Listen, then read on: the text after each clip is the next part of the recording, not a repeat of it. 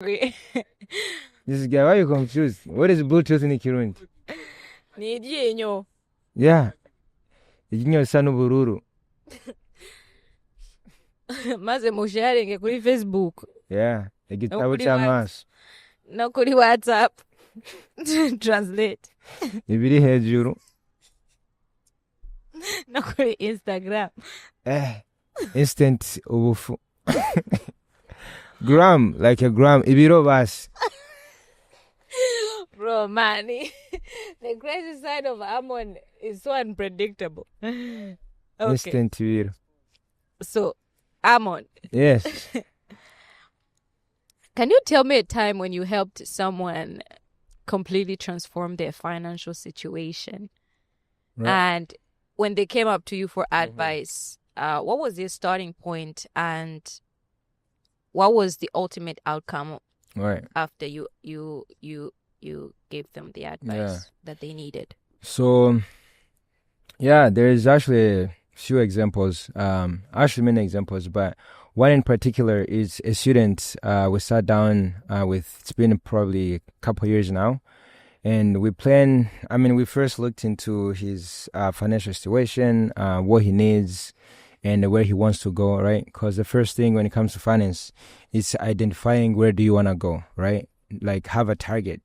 And my job or our job as financial professionals is to help you, put you on a path that can get you there. So first we looked at his goal, his target, where he wants to go, what he needs. And we found that one of the things he needed was something that can help him pay his debt much faster, like student loans. After that, we also set up a strategy that can also help him have a comfortable retirement, because that's something he really desires to have. And lastly, we put also a strategy, another solution that can help him be able to transfer or create generational wealth. Because a lot of people, yes, they do work here on this earth, for 30 to 40 years of their life. But at the end, let's say when they go, or everything they have worked for or built, it doesn't get transferred to the next generation. Now the next generation has to start from zero. But we were able to help him strategize, plan something that can get passed on to the next generation. Instead of the next generation starting from scratch, they have a head start, right? So those are the things I'll say. One of the example I can share here of somebody who we didn't have all those things in place, and we're able to create those things for him, add that value into his life. And so far so good. When it comes to the student loan, he has been able to make a couple of draws to help him pay for some school-related expenses.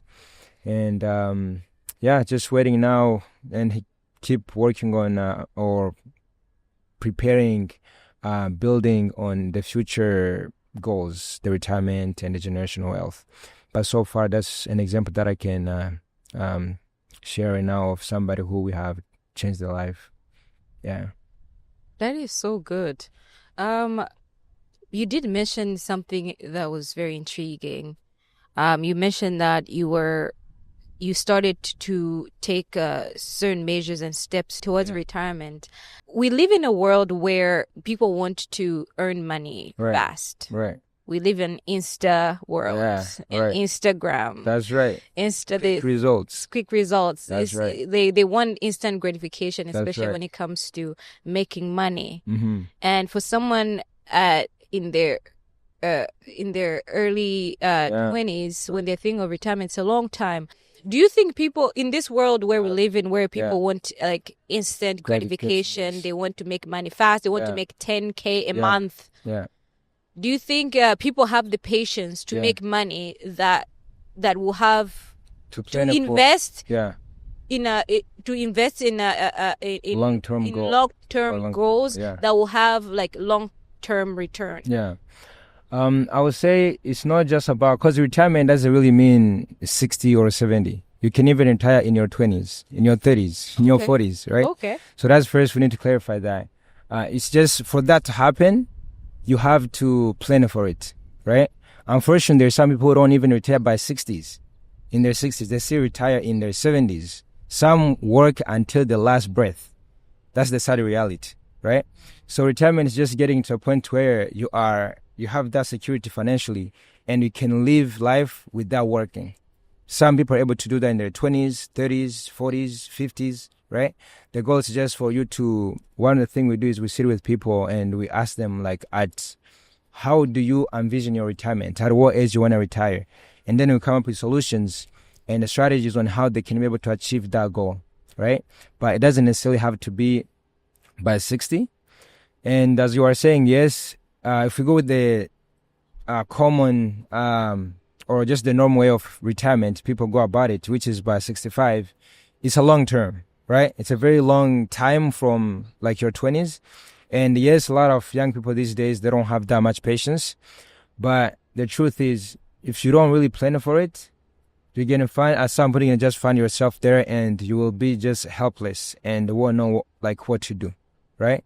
So we definitely have to, one of the things we do, we educate people. We have to educate them first and come to the realization of this reality, right? If you don't plan for this thing, like, I mean, it's something that will happen regardless. At some point, you won't be able to work. Your body's going to decline. Its physical ability is going to be lower. You won't be able to work as much as you used to in your prime. So you have to be wise enough and prepare for those, bad times, or no, they're not really bad times, but for those moments where you won't be able to work, right? And I think once you have that understanding, it should give you the courage and the patience to save and prepare for that time. So I'll say first we have to educate people and help them understand the importance of preparing for such a crucial time of their life. All right.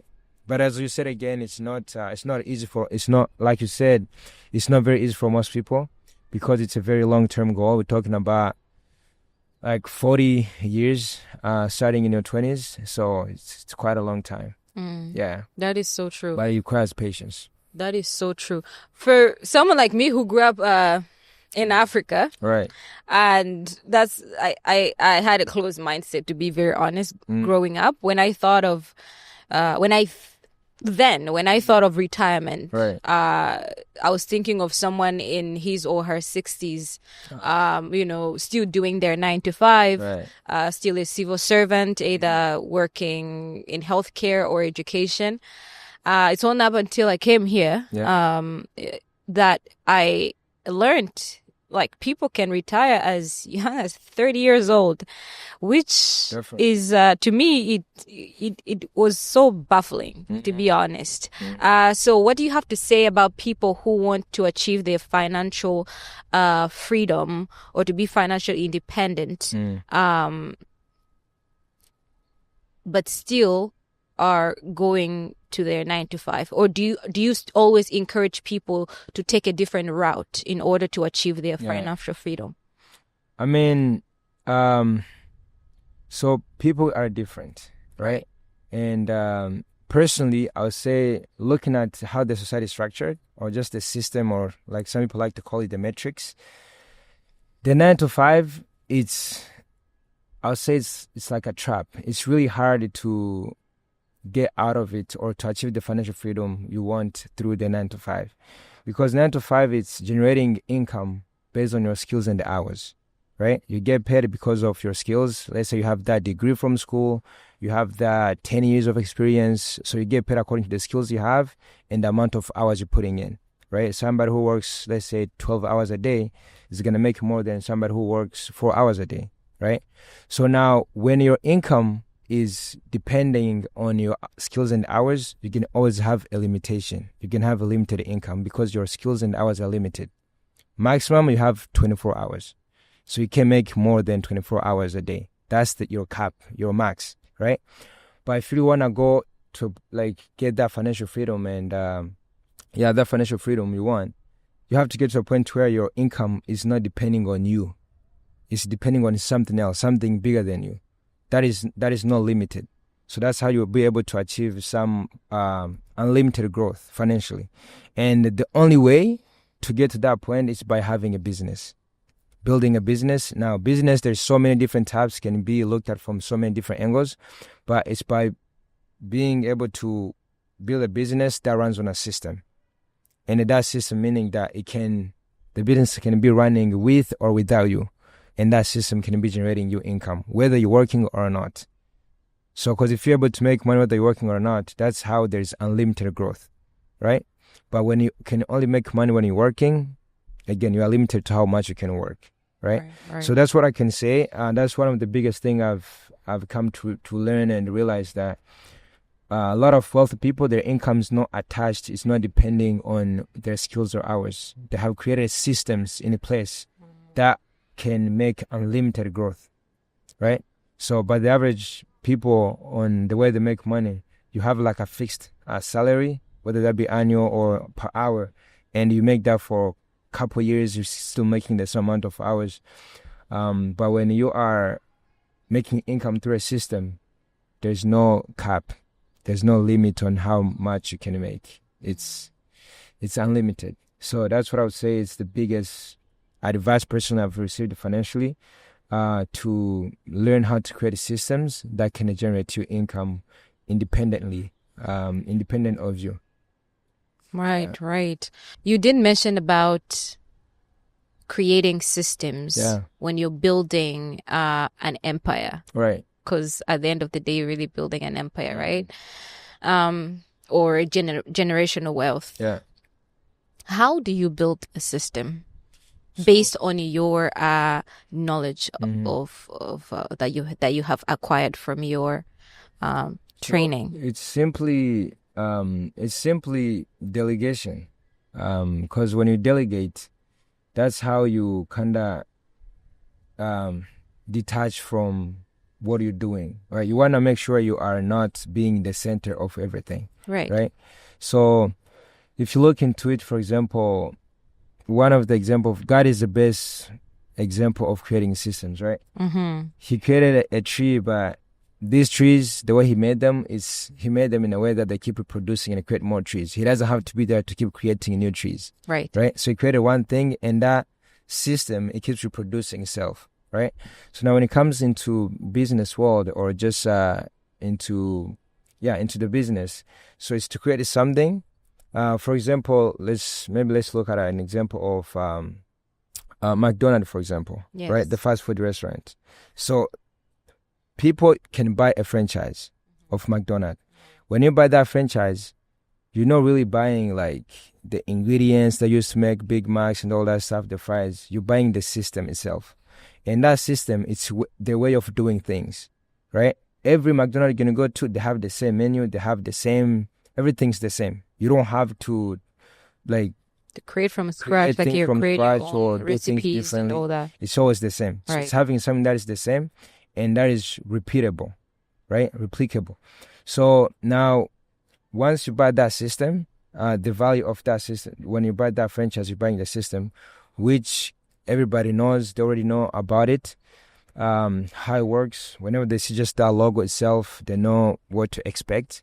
So, but before it got to that point, that's pretty much what the system would be. But before it got to that point, it had to be scaled.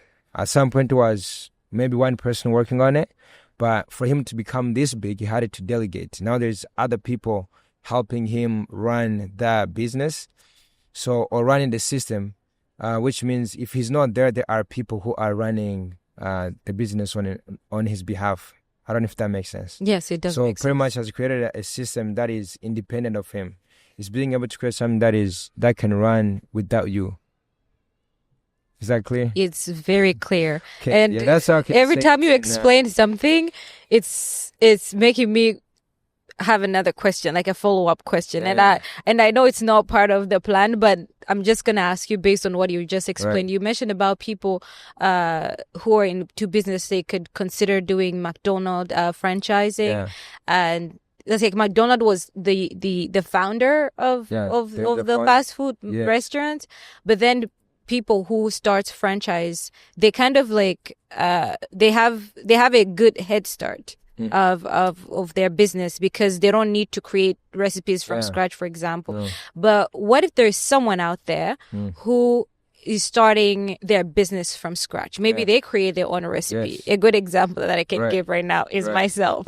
I bake cakes, right? And I also hoping to start my own business from scratch. Would you still do you think the system that I would build Yeah. would get me further compared to someone who has a franchise already Yeah, I mean, installed? when you're building something from scratch, you have more potential than somebody who has something that is already big. Really? Yeah, because when you buy, for example, when you have, it's like an investment. You know, like how they talk about risk, high risk and low risk. Yeah. So things that are high risk are things that are normally at the low level. They are starting. For example, investing in Apple or Microsoft, big company that is well known, it's low risk because it's known to work. It's stable. But when you're investing, let's say, for example, somebody investing in your business you're starting right now, right? That is high risk because there's a high chance it may not work. But if it works, there's a high return. Right. High risk comes with high return, Right. right? Now, here's the thing, right? Because the one who's already buying a franchise from McDonald's, like that company is already like, it has kind of like reached its, let's say, potential. Not like reached it fully, but it's already big enough, right? There's less room for growth, right? Yeah. Yeah. But you who are starting from the bottom, you have so much room to grow. So there is more return you would get out of that. I don't know if that makes sense. Yes. That's how you're better off than somebody who would buy an existing like system that is already big enough. So when you're building something from scratch, there's more return you would get out of that than somebody who buys something that's already at the top. Okay. Okay. Yeah, so And I that's find there's also a high competition. Yeah. When- The only difference would be you who's building something from scratch is going to take a lot of energy, a lot of effort, a lot of mental toughness Yeah. to be able to go to the top than somebody who bought something that is already at the top, because they're going to face less challenges. Because what they're buying when they buy that franchise, they're buying something that is proven, that has been proven to work. So there's less energy, less effort they have to put in. But for you, since it's high risk, there's a chance that it may not work, it may work. You have to build things from scratch, build your market, and many things you have to do. So it's more challenging. Now, that's why a lot of people actually end up not doing business because of how challenging it is and the chance that it may not work, right? Yeah. But with high risk, the higher the return, Okay. you know? So, I think you have explained it very clearly. yeah. Yeah, I was just curious on that part. It's all good. It's all good. Yeah, that's actually where it started. Even my financial pursuit started with curiosity, you know? Oh, yes. Yeah. Oh, yes. I wondering, you know, what is just being curious about finance. So, yeah. No, that was a wise decision that you made. So moving on, Right. if you had a wand. magic wand Yeah. and you had to change one thing Yeah. about how people think about money and how they handle it, Right. what would it be What would it be? and why? It's a very loaded question. It's a very loaded question. But on a serious note, so I would say it would be to change people's thinking about what is money. Because a lot of people, when they think about money, they think it's the physical coins and paper you have. But that is just like a reward, a result of something deeper than money, right? So I would, if I had that magic wand, I would like change their thinking to understand that money is literally a reward you get for solving someone's problem, right? That's what little money is. It's a reward because at some point people didn't have money as we know it today. So how are they living? It was by solving each other's problems, right? So now when you solve someone's problem, that's how you make money, right? This microphone you have here, we had a problem. We need a microphone. Somebody provided a solution, and we paid them for this solution. The phone, right? I had an issue. I needed a phone. That was my problem. And I bought it from somebody who has that solution, and I paid them for that solution. So money, what really is just a reward you're getting for solving someone's problem. So what I would really help people understand is don't chase money, but chase solving problems in people's lives. Come on, preach. And when you're solving their problems, that's how you're going to make even more money. Because now your income is not linked anymore to the just going to the 9 to 5, or not that it's bad, but it's not linked to just focusing on money, but it's focusing on changing people's lives. And as you change people's lives, that's how you're going to change your own life, financially and in all other aspects, mentally, just in so many aspects of your life, right? But what I would really want that magic wand to do is to help people understand how important solving people's problems is when it comes to wealth creation, Wow. right? Because all these wealth people we know about, the one thing they have in common, they have a solution. They're providing to the masses, to the people, and the people are paying them for that solution. Wow. That's the simple way of pretty much when it comes to money. It's just find a solution, create a solution, and provide to people, and then they get paid for that. Wow. I've never really thought it that way. And it has just changed the way I understand money right now. Mm-hmm. So are you trying to say that if I were to start a business right now, Yeah, I need to look at what are the problems people are Exactly. facing, yeah. and then try to Find a solution. create a solution for That's them, right. Yes. And then we get paid for that. and they get paid for that. Yeah. And then and one thing I know is that when there's a problem, you don't even have to be the one chasing people. People come to you Exactly. Yeah. because they're the one who is in need of Exactly. They solution. just have to know that you have the solution. Now that's They where it just comes need to into know. the marketing. And it will speak for itself. Yeah, that's when it comes into the marketing. Because people won't come to get the solution if they don't know you have it. That's true. So you have to find a way to let them know that you have the solution. And that's where I think creating a system comes in. There will be System it could be is- people who are speaking for you without Yes. you having to spread the word to Yeah. others. But a system would be more about, that's all part of the system when it comes to marketing, on how you get the people to know about your solution that you are offering or you provide to people.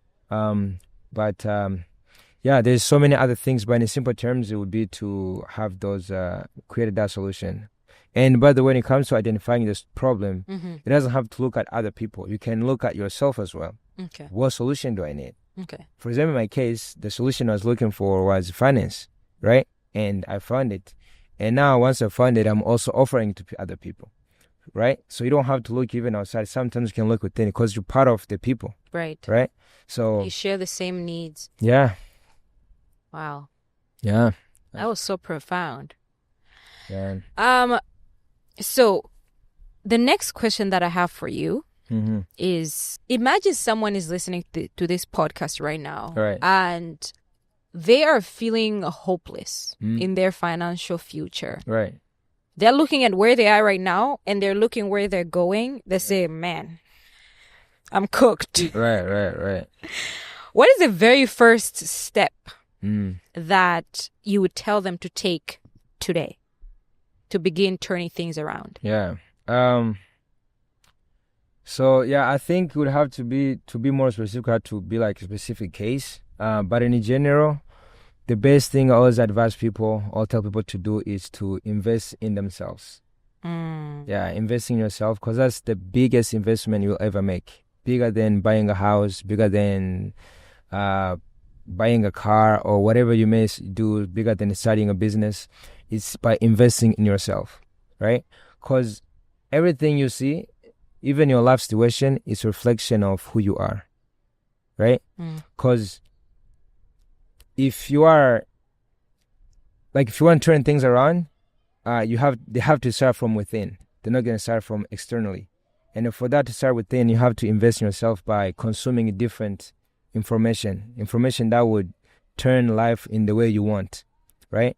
So what I would say is, first, get to educate yourself about finance. Learn more about finance, because especially if you want to make sure you create better financial decisions for yourself, is to invest in your personal financial education, learn about business, how they work, how money works, what is money, all those stuff. Once you understand them, it can help you literally shift your way of thinking and show you. Because, for example, one of the things is, it may be really hard for most people to believe, but money is actually unlimited. The amount of money that is in the world is unlimited. There's so many of it, right?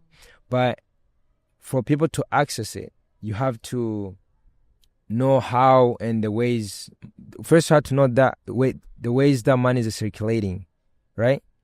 But anyways, what I'm trying to say here is that it's hard for most people to believe, because saying that there's unlimited amount of money in the world is just an uncommon thought for most people, right? So once you have invested in your own knowledge, your own financial knowledge, you'll be able to understand ways you can acquire more money. For example, being able to understand that I need to create a solution and then I would get paid for that solution. How do I do that? And all that stuff. Those are things you can also get to explore more and more. So I'll say it's first starting with educating yourself, changing your thinking. And sometimes for that to happen, it may require some sort of expense, like somebody might have to do to acquire the knowledge, which would mean, having to working, whether that be working at a fast food, as long as you have something that can help you acquire that knowledge or do that investment yourself, I would say it would be to start there. Yeah. Like start by educating yourself about finance in simple terms. I said a lot, but I'll say it's educating yourself. No, it was well said. It was well said. That would be the number one thing. That is so good. So I have learned over the years, well, when I was growing up, that you need to pursue a career that is relevant to your strength. And for example, tell me more about it. Yeah. So for example, when I was growing up, right, I knew deep down my area of strength were humanities. So when I'm learning history, right, when I'm learning social studies, arts, or anything non-science related, I was doing very well. But because I grew up wanting to be a doctor, it was conflicting. Yeah. Like my desires or my passion was not in alignment with the skills I had. That's right. For example, I understand more when I understand a lot of humanities more than I understand chemistry, for example. Right. And that made me really get frustrated when I was when I got to university. Right. When I started my university career in biomedical sciences, and I was cooked for real. Exams would come and I was not doing very well. Yeah. I was not in good standing. And I realized, you know what? My area of strength is actually humanities. What am I doing in sciences? Yeah. So that made me switch to pursue law and human rights, right? And you may be wondering why I'm sharing this, but the whole point is that for people who think that finance is not their area of strength, but it's a need they have. Do you think they should still go for it, even if that's not their strongest area, that's not their strongest suit? So, yeah, I hear your question. The thing about finance, it's something that it's inevitable no matter in what you go into. It's going to always be there. You're going to have to pay bills. You're going to pay tax. You're going to get loans. So all those are things that are related to finance. Right? So when I say educate yourself about finance, it's because even if, let's say, you go into law, into being, I don't know, a model, into even the things that have nothing to do with finance, you're going to still have to deal with money. Right. You're going to get paid for doing what you're doing. Now, once you get paid, what do you do with that money? Right?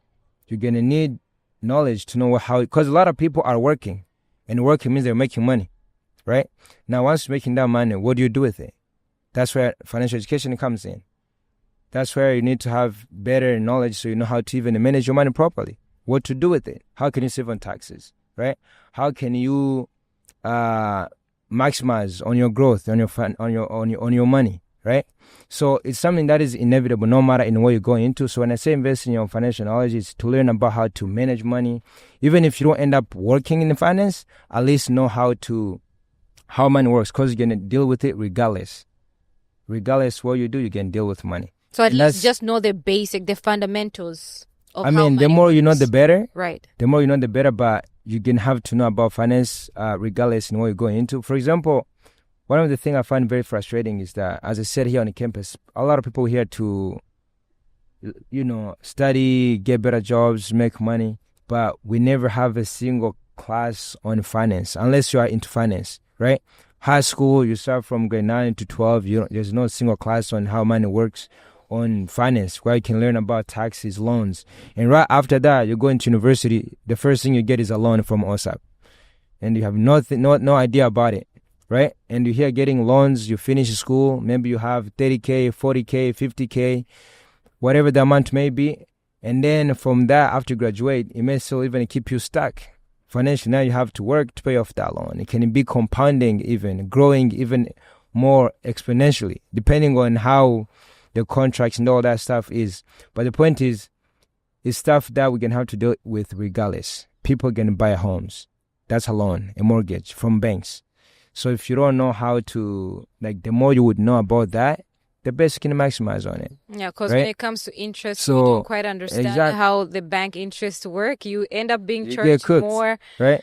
And you wonder, I have been paying for this for so many years, but it seems like it's never going to end. Yeah, so that's what I'm saying. It's something that every single person has to learn and know, because you're going to get like a car. You may get it on a loan. You may start a business. Like whatever, most of the things you're going to do going to require money.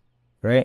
And it's not just, another thing I realized about finance is it's like, I see it as the glue of life, if that makes sense. I know that's deep or that's too much, but because with finance, it affects our spirituality, right? The church you attend, they require money to run. Yes. Even the stuff we're using here, this took money for this to be here, right? Most of the things we're doing here, they required money, spiritually, physically, socially. We can have better experiences with people when you have money, right? And therapy, mentally, you don't get free therapy, you have to pay them. Exactly. Everything we do, it requires finance, right? Yeah. And the more money you have, the better you can have. You can enhance those experiences. You can enhance your spiritual life. You can enhance your physical life, your mental life, your eating habits, your physical health, right? So it affects literally everything in your life. It's not the most important thing in life, because there are other things that are more important than than money. However, it's needed in everything we do, right? So that's why I want to say it's really crucial for people to learn about it. Again, you don't have to be the 100% knowledgeable on everything there is, but you're gonna need it regardless. If you don't, you're gonna have to pay the price for that. That is so true. Yeah. Wow. Amon, that was a masterclass.